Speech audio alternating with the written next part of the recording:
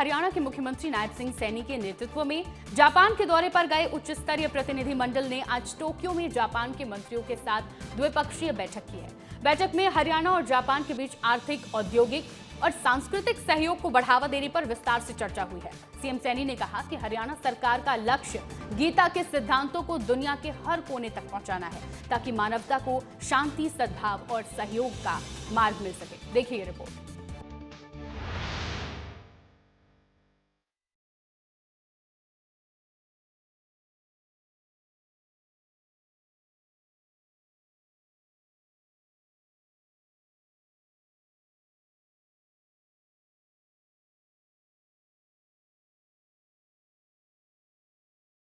हरियाणा के मुख्यमंत्री नायब सिंह सैनी के नेतृत्व में जापान के दौरे पर गए उच्च स्तरीय प्रतिनिधिमंडल ने आज टोक्यो में जापान के मंत्रियों के साथ द्विपक्षीय बैठक की। बैठक में हरियाणा और जापान के बीच आर्थिक, औद्योगिक एवं सांस्कृतिक सहयोग को बढ़ावा देने पर विस्तार से चर्चा हुई। मुख्यमंत्री नायब सिंह सैनी ने जापान के विदेश राज्य मंत्री मियाजी ताकुमा से मुलाकात की।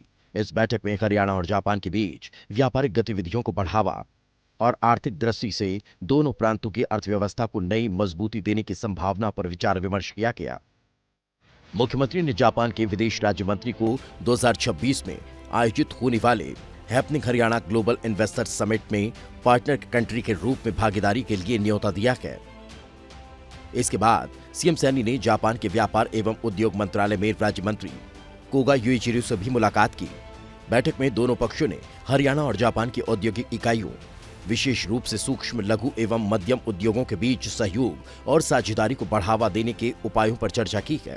मुख्यमंत्री सैनी ने कहा कि पीएम मोदी के नेतृत्व में भारत लगातार प्रगति कर रहा है और विश्व की चौथी बड़ी अर्थव्यवस्था बन गया है।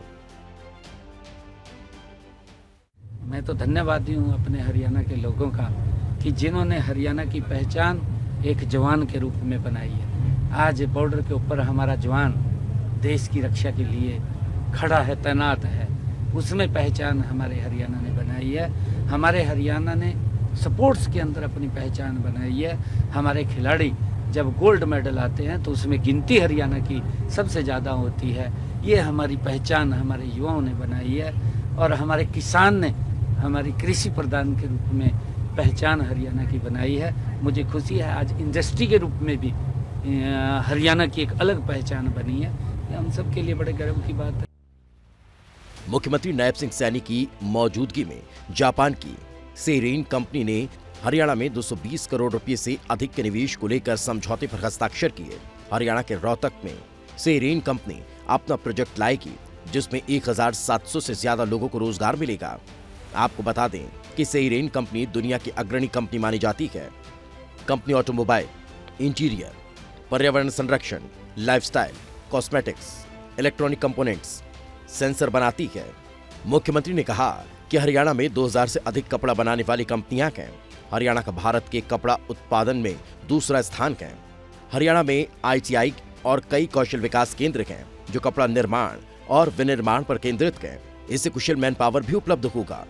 सेरेन कंपनी के साथ हुए MOU से हरियाणा इस क्षेत्र में और अधिक प्रगति करेगा और रोजगार के नए अवसर सृजित होंगे। जापान में अंतर्राष्ट्रीय गीता महोत्सव में मुख्यमंत्री सैनी ने भी शिरकत की। गीता महोत्सव को संबोधित करते हुए सीएम सैनी ने कहा कि गीता का संदेश संपूर्ण मानव जाति का मार्गदर्शन करने वाला ग्रंथ है।